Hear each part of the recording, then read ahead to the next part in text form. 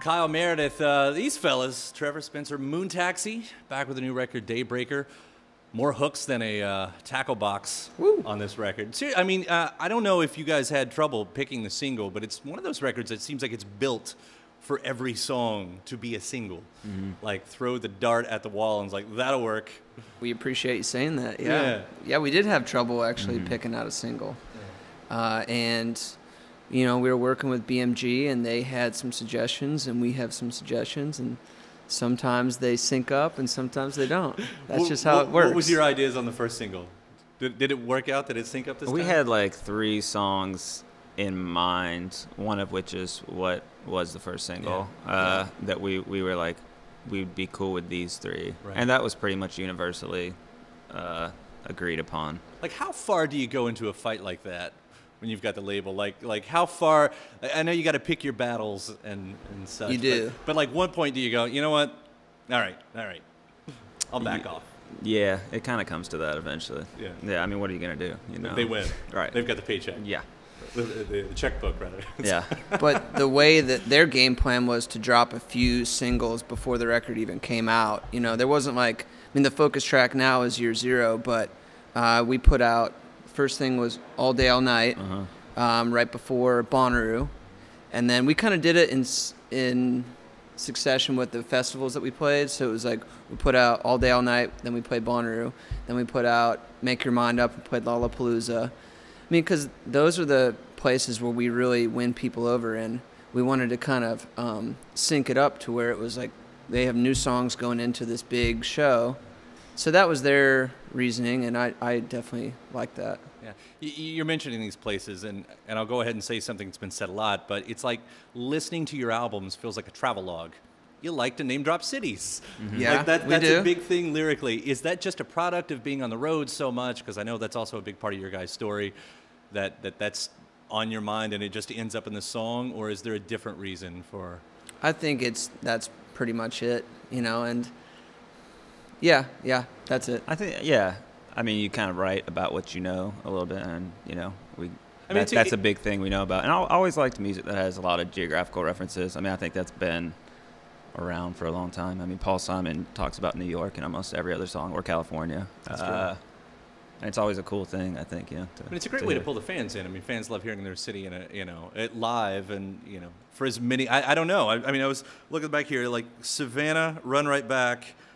I know you mentioned the Brooklyn Bridge in California in another song. And of course, your last record had the word cities in the Morocco, title. yeah. In Morocco, that was another one. And I thought, that's smart. These guys are really smart. Mercury Ballroom. There we go. Our bass player contends that we should have made Morocco Chicago, and then we would have been huge in Chicago. That would have been it. But none of the rest of the lyrics would have made sense. Yeah. So, like, at this point, I don't even know why you guys are toying around with calling, like, Run Right Back that. You could have called it, you know. Louisville, Kentucky. See? Get to the chase. Every gone song right is for in the it. city. But it's, I know a band spends a lot of time out on the road, and you get a perspective, I guess, of the country in a different way than most people do. I mean, I'm sure you guys, you know, you're still fresh enough at this to remember pre-touring band, post-touring band, and a mentality that a person can have living inside the bubble. Yeah. You know, never leaving your city. Yeah. Do you guys notice as you get out more and more that, I don't know, views change, mentality changes? Amongst us? Or? Yeah. In philosophies, possibly change. I think so. I mean, we just played Fargo, North Dakota, which made us, I think, one state away from having literally played in every single state in the continental U.S. And yeah, I mean, I think we maybe even take it for granted when you go talk to people back home and you realize that, you know, they haven't been to half these places that you've been. And for a lot of us, it's like we're going back there our 4th or 5th time, and we just kind of, you know when we get out at the venue, there's a coffee shop down the street. There's a, you know, where things are at this point. Where's the Chipotle? Yeah, where's right. And so yeah, I mean, I think, you know, we can look at a map of the country and like kind of get it, you know, and like have stories from these places, and that's an experience that I think a lot, or most people, definitely don't have. Yeah. I know leading up to this record too was fun because like you had Moon Taxi, and then you had the cover band People of the Sun. Yeah. Like, this was your Rage Against the Machine thing, right? Yeah.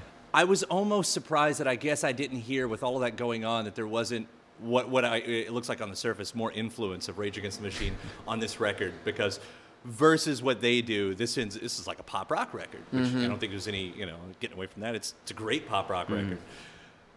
But, as you're doing Rage and doing Rage and doing Rage, do you have to separate that? Is there a separation where you said, that's just for fun, we don't want that over here?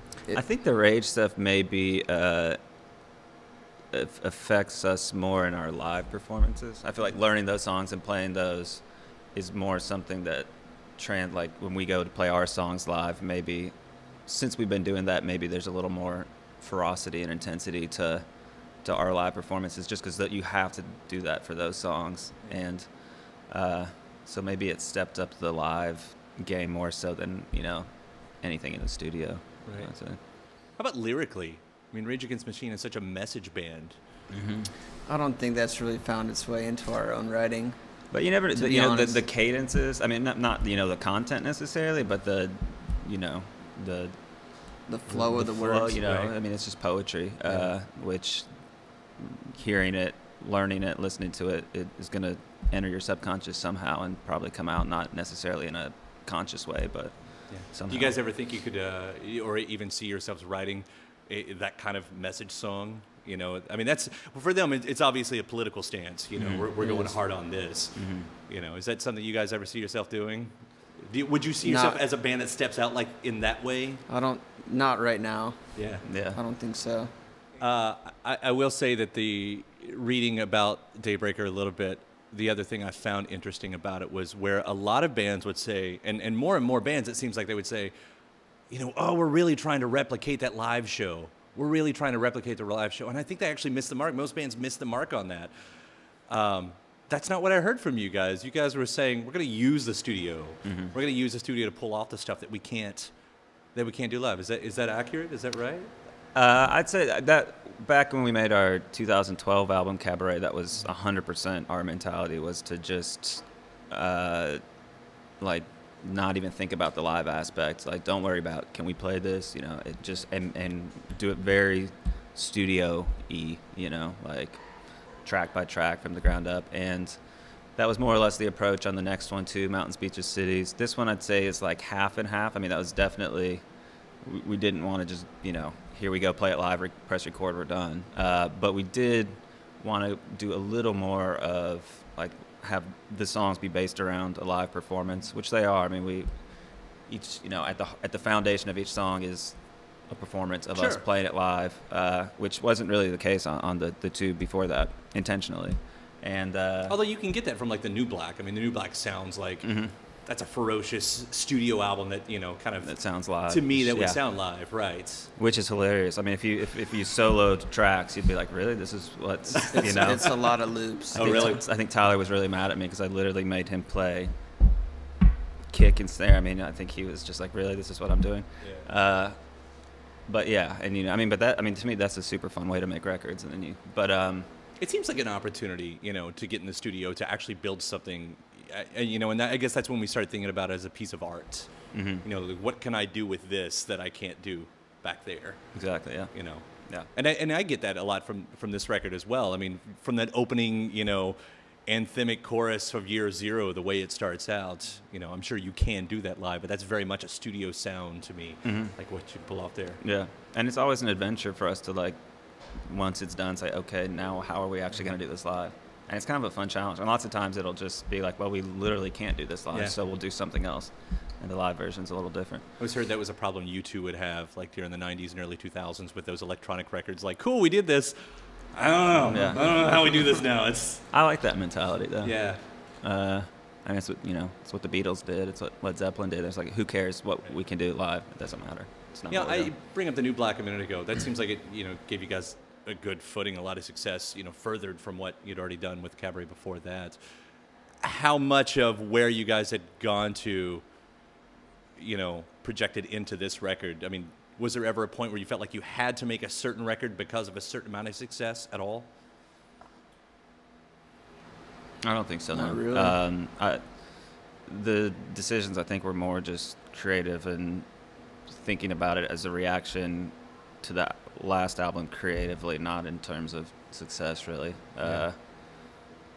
Yeah, I mean, we do. I mean, the one thing we're conscious of, I think, is like we are conscious of our fans. You know, like, oh, they're really gonna like this, and that's something that we say, and it's, you know, we're not just like, I want to do this. You know, it's not for us. It's for, you know, them as well. We're hoping and intentionally doing things that we think the people we know that like our music are gonna like. Right. You know. Right. So I mean, those are the considerations more so than trying to, I don't know, have some sort of success or you know. Well, it seems like you made all the right choices anyway. Again, it's a supremely catchy record. Thank you.